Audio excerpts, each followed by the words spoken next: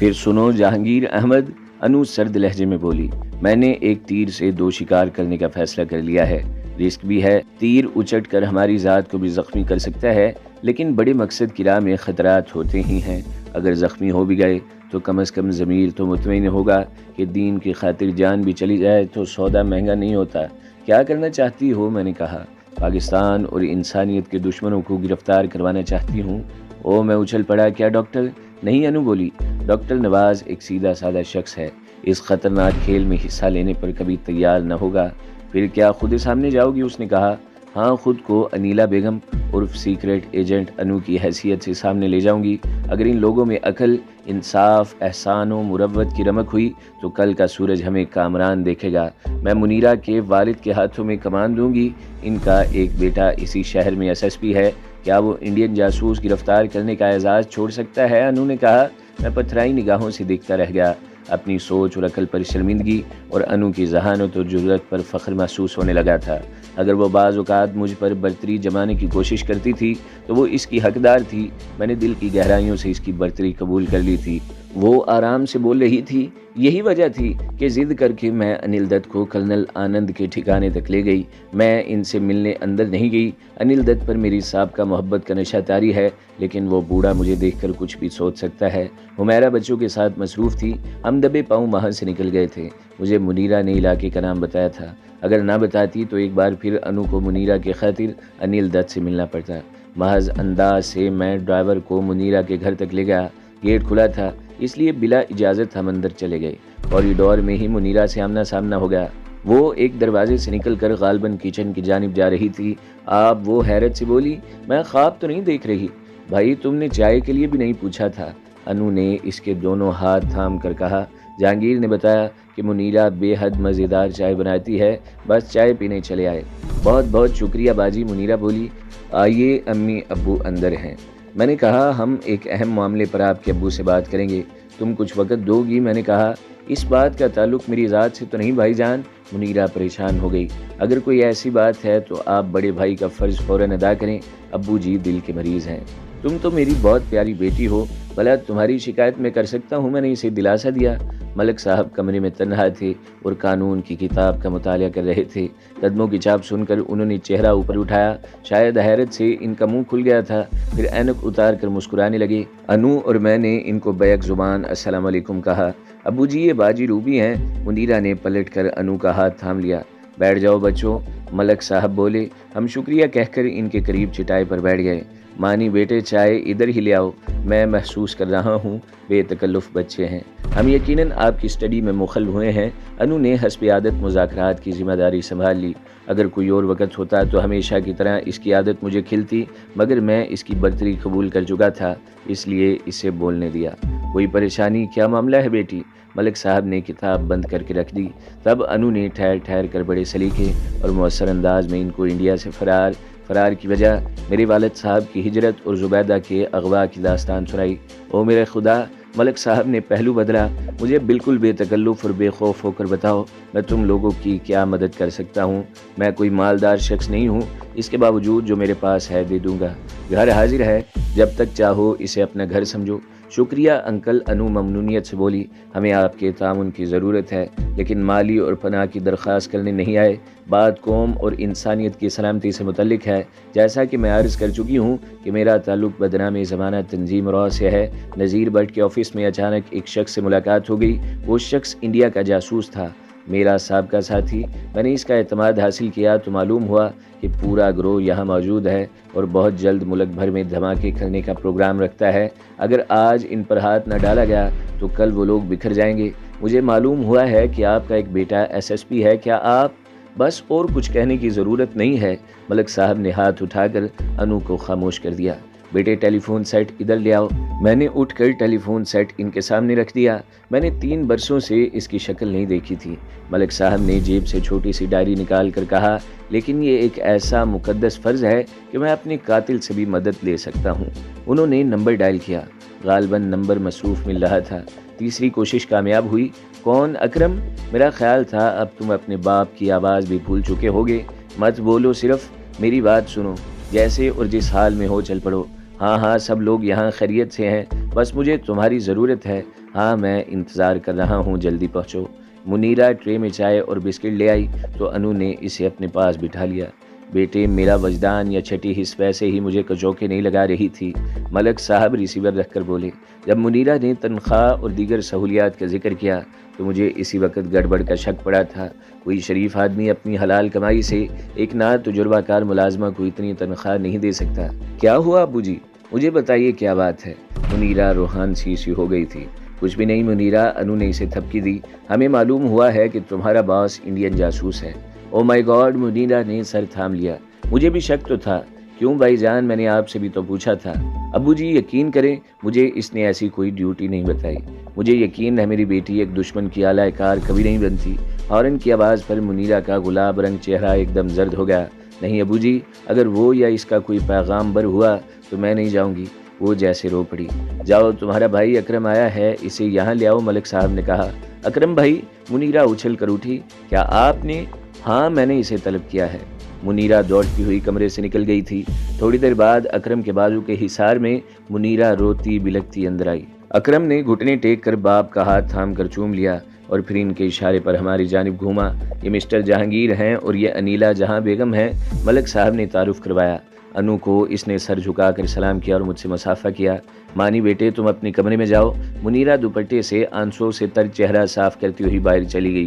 ملک صاحب نے ایک کامیاب وکیل کے انداز میں ہمارا مقدمہ اکرم کی عدالت میں پیش کیا۔ میں اکرم کے چہرے کا اتار چڑھاؤ بڑے غور سے دیکھتا رہا۔ پاسے ادب کی خاطر وہ بڑے ہی تحمل کے ساتھ سنتا رہا۔ کیا سوچ رہے ہو اکرم؟ اس کو خاموش پا کر ملک صاحب کرخت آواز میں بولے۔ کیا یہ فرض تمہارا دائرہ اختیار میں نہیں آتا؟ یہ بات نہیں ابا جی، اکرم نے مؤدب انداز میں جواب دیا۔ اگر میں پٹواری ہوتا تو بھی ملک دشمن عناصر کا گریبان جا پکڑ لیتا۔ میں اپنے ان محسنوں کے بارے میں سوچ رہا ہوں۔ آپ قانون دان ہیں اور میں قانون کا محافظ ہوں۔ قانون احسان مروت سے بالاتر اور اندھا ہوتا ہے۔ ملکی قانون کی روح سے یہ بھی مجرم ہے۔ ہمارا قانون قاتل کو بھی تعاون کی رعایت دے کر وعدہ معاف گواہ بنانے کی اجازت دیتا ہے، ملک صاحب بولے۔ پھر یہ بھی ضروری نہیں کہ تم ان بچوں کو درمیان لاؤ، تمہارے اپنے بھی تو ذرائع ہیں۔ جہانگیر صاحب، اکرم اٹھتے ہوئے بولا، ریڈ آپ کی رہنمائی میں ہوگا۔ آپ نے جس خلوص کا اظہار کیا ہے ہم ممنون ہیں۔ انو بولنے لگی۔ ہمیں اپنی پرواہ نہیں ہے۔ اگر آپ کا قانون ہمیں مجرموں کی صف میں کھڑا کرے گا تو ہم فرار کی کوشش نہیں کریں گے۔ اگر دین حق کی روشنی میں آنے کے جرم میں ہمیں سزا سنائی جائے گی تو ہم آپ سے کوئی شکایت نہیں کریں گے۔ مجھے امید ہے اس دین کو پسند کرنے والا ہماری مدد ضرور کرے گا۔ نہیں میری بہن، اکرم گلوگیر لہجے میں بولا، میرے نزدیک آپ میری قوم کے محسن ہیں۔ میں چاہتا ہوں کہ میری قوم بھی آپ کا یہ احسان مانے اور انعام دے۔ میں آپ کے حق کی خاطر بڑے ایوان تک لڑوں گا۔ چلیے جہانگیر صاحب۔ میں بھی چلوں گی، وہ فوراً اٹھ کھڑی ہوئی۔ نہیں انیلا بہن، اکرم نے نرم آواز میں کہا، ہماری بھی کچھ روایات ہیں، دشمن سے مقابلہ بھائی کیا کرتے ہیں۔ میں آپ کی اس روایت کی قدر کرتی ہوں، انو نے جواب میں کہا، لیکن کرنل آنند کا ٹھکانہ جہانگیر نے نہیں دیکھا۔ پھر تو مجبوری ہے، چلیے، اکرم بولا۔ اکرم، ان کا خاص کر انیلا بیٹی کا خیال رکھنا، یہ سمجھنا کہ تمہارے ساتھ منیرہ ہے، ملک صاحب بولے۔ گرفتاری کے بعد تم ان کو یہاں پہنچاؤ گے؟ بہتر ابا جی، اکرم نے جواب دیا۔ اکرم ہمیں اپنے آفس کے ریٹائرنگ روم میں بٹھا کر خود مصروف ہو گیا۔ ٹیلی فون کی گھنٹی بار بار بج رہی تھی۔ پھر ہماری سماج سے بڑے بوٹوں کی دھمک ٹکرانے لگی۔ بڑی افراتفری مچی ہوئی تھی۔ ایک باوردی ملازم ہمارے لیے چائے اور کیک لایا تھا۔ پھر اکرم خود ہمارے پاس آیا۔ وہ فل یونیفارم میں ملبوس بڑا سج رہا تھا۔ ڈی آئی جی انٹیلیجنس بنفس نفیس ریڈ کی کمان سنبھالیں گے، اکرم نے بتایا۔ آئیے، وہ آپ سے ملنا چاہتے ہیں۔ اکرم نے درمیانی دروازہ کھولا اور ایک طرف ہو گیا۔ میں نے انو کو پہلے اندر جانے کا راستہ دیا۔ آفس میں 3 آفیسر تھے۔ ہم نے رینک اور بیجز سے ڈی آئی جی کو پہچان لیا۔ وہ کرسی چھوڑ کر والہانہ انداز میں میری جانب بڑھا۔ میں معزز اور عظیم مہمانوں کو خوش آمدید کہتا ہوں۔ اس نے ہاتھ بڑھایا۔ جب وہ انو کی جانب جھکا تو انو نے ہاتھ ماتھے پر لے جا کر اسے سلوٹ نما سلام کیا۔ ہم نے لالہ زار اور اسکیم نمبر 3 کی ناکہ بندی مکمل کر لی ہے، اکرم نے بتایا۔ ہم بیک وقت دونوں ٹھکانوں پر ریڈ کریں گے۔ ایک پارٹی کے ساتھ جہانگیر صاحب اور دوسری کی رہنمائی انیلا بہن کریں گی۔ آئیے انیلا، آپ میرے ساتھ ہوں گی۔ मुकाबले की सूरत में अनीला साहिबा को आप दूर रखेंगे, डीआईजी ने कहा। यस सर, अकरम ने एड़ियां बजाकर सलूट किया और अनु को साथ लेकर ऑफिस से निकल गया। इसके बाद डीआईजी ने मेरा हाथ थाम लिया और मंसूबे की जुज़ियात बताने लगा। चूंकि कर्नल आनंद का ठिकाना अनु जानती थी, इसलिए बाहर निकलते ही दोनों पार्टियां अलग हो गई थीं। मुझे डीआईजी साहब ने फ्रंट सीट पर अपने साथ बिठा लिया था। पिछली सीटों पर मुसल्ले कमांडोज को बिठाया गया था। नज़ीर भट्ट के बारे में क्या फैसला किया गया है सर, मैंने पूछा। मेरे ख्याल में सरगना वही है। एक पार्टी डीएसपी कैंट की सरकर्दगी में इसके लिए रवाना हो चुकी है, डीआईजी साहब ने जवाब दिया। वो गद्दारी वतन पहले ही हमारी लिस्ट पर है। मैं जानता हूँ मेरे डिपार्टमेंट की कुछ काली भेड़ें इसके साथ हैं। मैंने जब भी रिपोर्ट मांगी मुझे ओके रिपोर्ट मिलती है। ऐसी भेड़ें हर मुल्क और हर डिपार्टमेंट में होती हैं सर, मैंने कहा, जिनकी मदद से मुजरिम फलते फूलते रहते हैं। कल हम आप दोनों से तफसीली गुफ्तगू करेंगे, डीआईजी साहब ने कहा। मेरी ज़ाती ख्वाहिश है कि आपको हम एडजस्ट कर लें। शुक्रिया सर, मैंने जवाब दिया। मेरी मंजिल कश्मीर है। शायद आपको नहीं बताया गया होगा कि मैं कौन हूँ और क्यों यहाँ आया हूँ। इंडियन सिक्योरिटी फोर्सेस ने मेरा घर तबाह कर दिया है। मेरी माँ लापता है और बहन किसी टॉर्चर सेल में न जाने किन हालात से दो चार है। वालिद साहब मुजफ्फराबाद के महाजिर कैंप में हैं। इन हालात में मेरा यहाँ क़याम नामुमकिन है। आपकी यही नवाजिश होगी कि हमें सामने न लाएं। हम आपके इस अजीम एहसान का बदला देना चाहते हैं, उन्होंने कहा। आपका जज्बा ही हमारे लिए बड़ा एजाज़ होगा सर, मैंने कहा। कम अज़ कम उधर जाने की सहूलत तो कबूल कर लेंगे, डीआईजी साहब ने कहा। सरकारी नहीं सर, मैंने कहा। हाँ, अगर ज़ाती हैसियत से आप ऐसी कोई सहूलत फराहम करेंगे तो हम ममनून होंगे। जैसे आप चाहेंगे वैसे ही मनसूबाबंदी होगी। मैं ज़ाती तौर पर तुम लोगों के जज्बे से बेहद मुतासिर हुआ हूँ, डीआईजी साहब ने कहा। ये आपकी आला ज़र्फ़ी है सर, मैंने कहा। उन्होंने माइक हाथ में लेकर किसी से राब्ता मिलाया और अलर्ट का कॉशन दिया। मैंने देखा सड़क पर मुसल्ले नौजवान खड़े थे। लालाजार का इलाका शुरू हो गया था। मैंने चेहरा बाहर निकाल कर इधर उधर देखा। मगरिब की जानिब मस्जिद का मीनार दिखाई दिया। मुनीरा के साथ जाते हुए मैंने रास्तों को ज़हन नशीन किया था। इस मस्जिद की लाइन में चौथी कोठी है सर, मैंने मीनार की जानिब उंगली उठाकर बताया। डीआईजी साहब ने हदफ की निशानदही का पैगाम नशर करते हुए फोर्स को घेरा तंग करने का ऑर्डर दिया। उन्होंने बख्तरबंद गाड़ियां साइड में लगाकर रोक दी। चंद मिनट बाद रिसीवर से किसी की आवाज़ उभरी, पूरा ब्लॉक घेर लिया गया है, दूसरे ऑर्डर का इंतज़ार करो, डीआईजी साहब ने जवाब देकर वायरलेस सेट बाहर ले जाने का हुक्म दिया और फिर मुझे साथ लेकर हदफ की जानिब चल पड़ी। इनके गिर्द कमांडोज फैल कर आगे बढ़ने लगे। एक बार फिर गौर कर लें, ऐसा ना हो गलती से हम किसी शरीफ शहरी के घर हल्ला बोल दें, उन्होंने कहा। मैं आगे बढ़ गया और गौर से कोई नंबर और दीगर निशानियां देखकर पलट आया। मुझे कोई शक नहीं सर, यही कोठी है। मैंने इनको रिपोर्ट दी। जहादाद खान, डीआईजी साहब ने एक इंस्पेक्टर को हुक्म दिया, स्पीकर पर अंदर वालों को बाहर आने की वार्निंग दो और तुम लोग पोजीशन में चले जाओ। मेरा हाथ थाम कर वो भी चार दीवारी की आड़ में चले गए। Hello hello, police calling. Anil Dutt के लिए हुक्म है कि तमाम साथियों के साथ 3 मिनट के अंदर हाथ उठाकर बाहर निकल आए। इसने 3 बार ऐलान किया। अनिल दत्त, सिर्फ आधा मिनट बाकी है, आधे मिनट बाद कोठी उड़ा दी जाएगी। इनमें अनिल दत्त नहीं है सर, मैंने डीआईजी साहब के कान में कहा। सब इधर हैं, वो उधर से निकल गया होगा। नहीं, उन्होंने बताया। पैरे पर खड़े लोग अपनी अपनी जगहों पर मौजूद हैं। ये तुम्हारा कमांडर कहाँ है? चारों ने सर झुका रखे थे। बोलो, अनिल दत्त कहाँ है? जहांदाद ने एक शख्स को झंझोड़ डाला। अंदर जाकर तलाशी लो, वो हमारे साथ नहीं रहता जनाब। एक शख्स जिसका नाम मुझे अशरफ बताया गया था बोला। वो अपनी बीवी के साथ रहता है। कहाँ है? एड्रेस बताओ, जहांदाद ने गरज कर पूछा। कुछ लोग अंदर गए थे, उन्होंने बाहर आकर बताया कि अंदर कोई नहीं है। एक एक चीज़ को देखो, डीआईजी साहब बोले।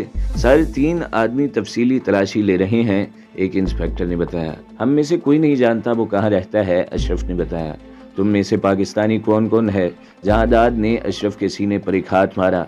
मैं बेकसूर हूँ माई बाप, मुलाजिम रो पड़ा।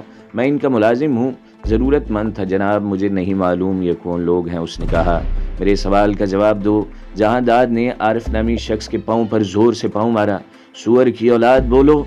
मैं और अशरफ पाकिस्तानी हैं। आरिफ ने अशरफ की जानिब देखा। और ये अनिल दत्त का असिस्टेंट गोपाल है। गलीज कुत्तों, डीआईजी साहब ने अशरफ की पिंडली पर ठोकर मारी। ये ज़मीन तुम्हारी माँ है ज़ालिमों, अपनी माँ के सीने पर धमाके करते हो।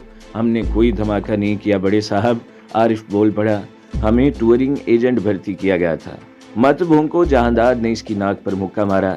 ये हिंदू यहाँ क्या फरोख्त करने आए हैं? सर, एक सब इंस्पेक्टर ने सलूट मारा। कमांडर नंबर 2 की कॉल है सर, इनको साथ ले चलो, डीआईजी साहब बोले, और गार्ड यहाँ लगा दी जाए। मुझे साथ लिए वो बख्तरबंद गाड़ी तक गए। एक एएसआई ने मोबाइल टेलीफोन का सिया रिसीवर इनको थमा दिया और खुद एड़ियों पर घूम कर दूर चला गया। यस अकरम, वहाँ बगैर गोली चलाई रेड कामयाब रहा है। मुकाबला तफसील से बताइए। ठीक, सुनो, जख्मियों को फौरन अपने हॉस्पिटल में मुंतकिल कर दो और कर्नल की डेड बॉडी के साथ मेरे ऑफिस में चले आओ। हाँ, मैं पहुँच रहा हूँ। अकरम, अनीला साहिबा बखैरियत है ना? ओ थैंक्स गॉड। डीआईजी साहब ने मेरी जानिब देखा। इस पार्टी को मुकाबले का सामना करना पड़ा है। कर्नल मारा गया है और बाकी लोग जख्मी हैं। 3 नौजवान हमारे भी जख्मी हुए हैं, लेकिन अनीला साहिबा और अकरम बखैरियत हैं। चंद मिनट के बाद डीआईजी फिर कोठी में गए और फिर एक जीप हम दोनों को लेकर चल पड़ी थी। मेरे लिए सारी सड़कें और इलाके अजनबी थे। तकरीबन 10 मिनट का सफ़र था। डीआईजी साहब का ऑफिस जाग रहा था। बरामदों में कई पुलिस ऑफिसर्स खड़े थे। क्या डेड बॉडी पहुंच चुकी है? उन्होंने सीढ़ियां चढ़कर बोला। यस सर, एक आला ऑफिसर ने जवाब दिया। रिटायरिंग रूम में एसएसपी अकरम आपके मुंतजिर हैं। जहांगीर, मेरे साथ आइए। साहब आगे बढ़े तो अफसरान ने इनके लिए रास्ता छोड़ दिया।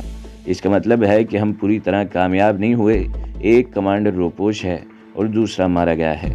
जो जिंदा है वो जख्मी नाग की तरह हमारा रास्ता रोकेगा। मैंने खदशा जाहिर किया। आपकी हिफाजत हम मुकद्दस अमानत की तरह करेंगे। 1 मिनट के लिए भी खुद को तन्हा न समझना। हम अंदर दाखिल हुए तो अनु और अकरम खड़े हो गए। कालीन पर प्लास्टिक के टुकड़े पर कर्नल आनंद की लाश रखी हुई थी। डीआईजी साहब ने बैठकर लाश का मुआयना किया। बहादुर शख्स था। सारी गोलियां चेहरे और सीने पर खाकर गिरा था। डीआईजी साहब ने मुझे और अनु को 5 रुकनी मुसल्ले गार्ड के साथ वापस मुनीरा के घर भेज दिया। उन्होंने हमसे मीटिंग के लिए मुआजरत की थी। शायद एसएसपी अकरम ने इनको कायल कर लिया था कि फ़िलहाल अनीला जहां और जहांगीर को पसे पर्दा रखा जाना चाहिए। सुबह नाश्ते की मेज़ पर मलक साहब के लिए टेलीफोन कॉल आई। वो कॉल सुनने गए तो इनकी अदम मौजूदगी में सब ने नाश्ते से फरागत हासिल कर ली। मुनीरा अपनी बीमार माँ को सहारा देकर कमरे से ले जा रही थी कि मलक साहब अंदर दाखिल हुए। इनका चेहरा परेशान था। मैंने और अनु ने मायने खेज निगाहों से एक दूसरे को देखा था। खैरियत तो है अंकल? अनु अपनी आदत से मजबूर ज़्यादा देर चुप न रह सकी थी। आप दोनों बहादुर बच्चे हैं, मलक साहब कराहने के अंदाज में बोले। मुझे यकीन है अपनी हिफाजत का फ़न भी जानते होंगे। मुझे अकरम ने बताया है कि अब किसी वक्त आपको इंटरोगेशन के लिए तलब किया जाएगा। मेरी और अकरम की राय है कि इन लोगों के फैसले का रिस्क नहीं लेना चाहिए। ये भी हो सकता है इन लोगों में कोई काली भेड़ भी हो। नज़ीर बट एक बाअसर शख्स है। इसकी गिरफ्तारी पर बहुत से बड़े लोग नाखुश होंगे। इसलिए हमने फैसला किया है कि आप लोगों की हिफाजत की जाए। अकरम मेरा बेटा है और हम अपने मोहसिनों का एहतराम करना जानते हैं। आपके लिए महफूज पनागा है। मैंने इसे कॉल किया है। वो शख्स माजी का बेताज बादशाह था। जुर्म की दुनिया में इसका बड़ा नाम था, लेकिन अब तौबा के 7 पानियों में धुलकर साफ हो चुका है। मुझे बताया गया है आपकी मंजिल यहाँ से आगे है। हम मिलकर आपकी मदद करेंगे। उन्होंने कहा। हमारी रोपोशी अकरम भाई के लिए नुकसानदेह भी हो सकती है। अनु ने कहा। आपसे भी पूछा जा सकता है। आप हमारी खातिर खतरात मोल न लें अंकल। हम अपनी हिफाजत और अपनी मंजिल का रास्ता बना लेंगे। अनु ने कहा। मुझसे कोई पूछ नहीं सकता। आप लोग कैदी न थे। मैं कह दूंगा रात किसी वक्त निकल गए थे। मलक साहब ने कहा। हम इसी वक्त मुजफ्फराबाद के लिए निकल जाएंगे। मैंने कहा अब्बा जी को तलाश करूंगा और फिर आगे चला जाऊंगा। सुनो जहांगीर अहमद, मलक साहब बोले, कानून और जुर्म की दुनिया से मेरा गहरा ताल्लुक़ रहा है। वो शख्स जो गिरफ्तार नहीं हो सका वो भी तुम्हारी तलाश में होगा। अपनी गिरोह की गिरफ्तारी की रिपोर्ट में इसने अनीला जहां का हवाला भी दिया होगा। इस तंजीम में घास खोदने वाले नहीं होंगे। इन लोगों ने फ़ौरन इस तबाही के असबाब का अंदाज़ा लगाया होगा। जब अनिल दत्त को बताया जाएगा कि जहांगीर अहमद कौन है, वो क्यों पाकिस्तान में दाखिल हुआ है, तो क्या तुम्हें घेरने मुजफ्फराबाद नहीं जा सकता? अगर आपका तजिया दुरुस्त मान लिया जाए तो ऐसी सूरत में मुझे अपने वालिद साहब की हिफाजत के लिए फ़ौरन पहुंचना चाहिए। मैंने कहा जब तक तुम नहीं जाओगे इनको वो नहीं छेड़ सकता। हाँ जहांगीर, अनु ने तायीद करते हुए कहा। अंकल ठीक कहते हैं। हमें फ़िलहाल अंडरग्राउंड रहना होगा। जब हमें तलाश करने वाले मायूस हो जाएंगे तो हम आगे जाने का प्रोग्राम बना लेंगे। मैं दोनों की राय से मुत्तफिक न होने के बावजूद खामोश हो गया था। ایک وجہ یہ بھی تھی کہ میں ایسا کوئی رسک لینے کے حق میں نہ تھا جس میں پابند ہو جانے کا 1% بھی امکان تھا۔ 15-20 منٹ بعد ایک طویل قامت مضبوط جسے کا حامل شخص اندر آیا۔ اس نے مومی رین کوٹ پہن رکھا تھا، حالانکہ مطلع بالکل صاف تھا۔ اس کے ہاتھ کی گرفت بے حد مضبوط تھی اور آنکھوں کی چمک مد مقابل کو محصور کر دینے والی تھی۔ تو دوستو، اگلی قسط سننے کے لیے ہمارے چینل کو ضرور سبسکرائب کریں، ویڈیو کو لائک کریں اور بیل کے آئیکن پر بھی کلک کر دیں تاکہ ہر جو آنے والی ویڈیوز ہیں وہ آپ کو سب سے پہلے ملتی رہیں۔